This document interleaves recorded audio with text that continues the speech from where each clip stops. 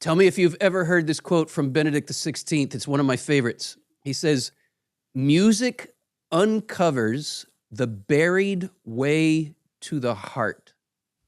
And wherever this happens, he says, it becomes the road that leads to Jesus." Oof. Yeah. That's awesome. Isn't that good? Music. That's awesome. Music uncovers the buried way to the heart. What a beautiful description of the power of music. And then he adds, wherever this happens. And I love that he says, wherever this happens. You know, it could be Neil Diamond. It could be the Dave Matthews Band, where your heart, some buried place in your heart is getting uncovered. And in the very uncovering of your heart, whether we realize it or not, it becomes an encounter with Jesus, because that's where we find him. We find him in the depths of our heart. We find him in those buried places of our heart. So I love that this is resonating with you, that quote from Benedict. Tell me how it's hitting. Yeah, that's really powerful, especially when it comes to music. And I think about a lot of the rock and roll musicians and the demonic stuff. Yeah. Yeah. You know, and I think about this, like what power there is to hijack the heart's resonance with music. Yes. And you know, some of these songs are like it's like they're so catchy, they're so addictive. I mean, I put on they came on the radio, Crazy Train. Yeah. And like my kids, that riff they can't get enough of it. Yeah. It's like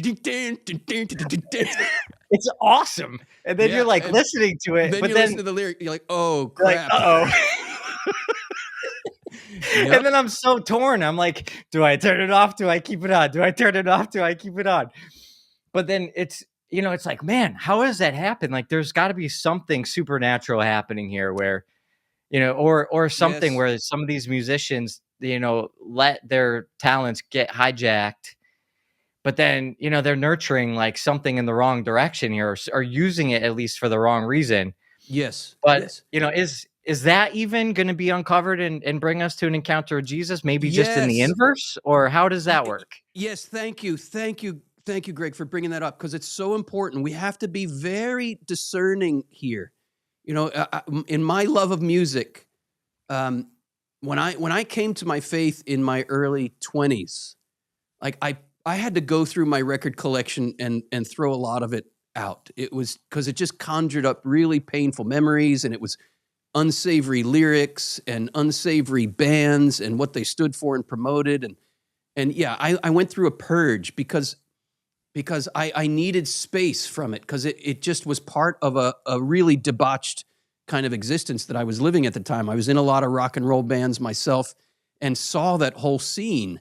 And it is a battleground. Music, because it has such power to speak to the depths of our souls, there is no doubt that music is a battleground between good and evil.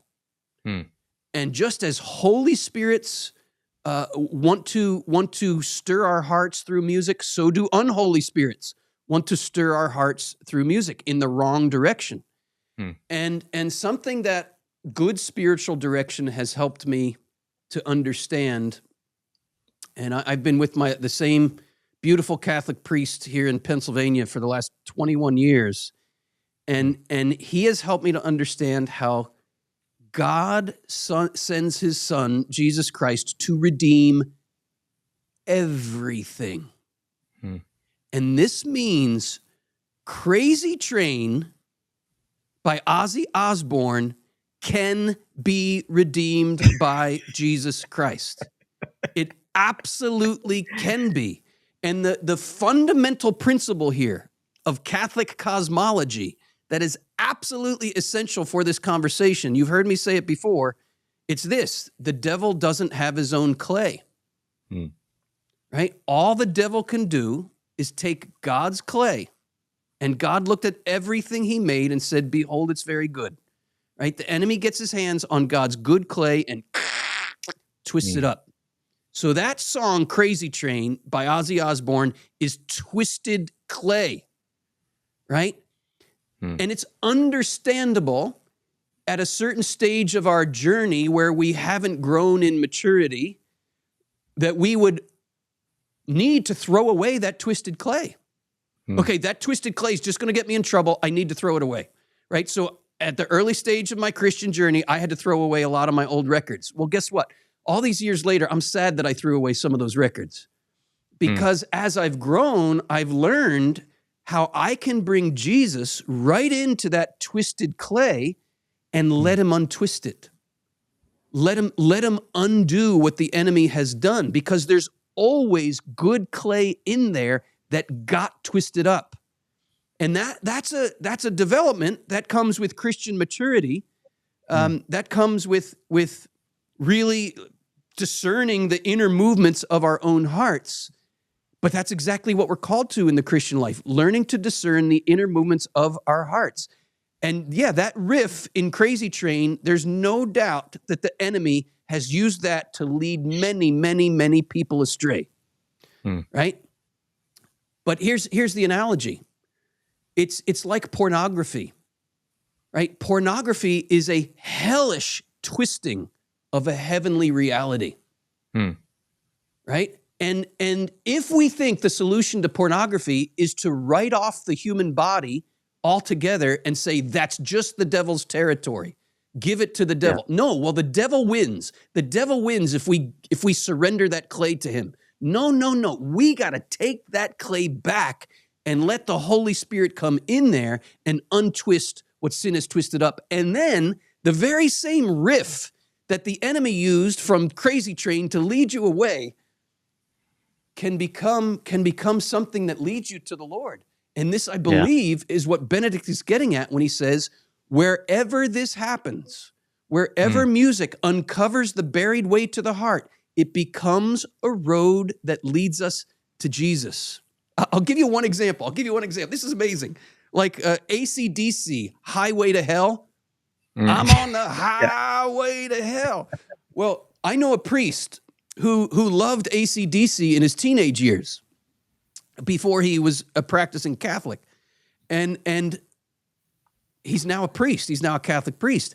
And it was Holy Saturday, and he was in prayer, praying about Christ's descent into hell. And guess what song got redeemed? Guess what song got redeemed and became his Holy Saturday meditation? Right? Highway to Hell got redeemed.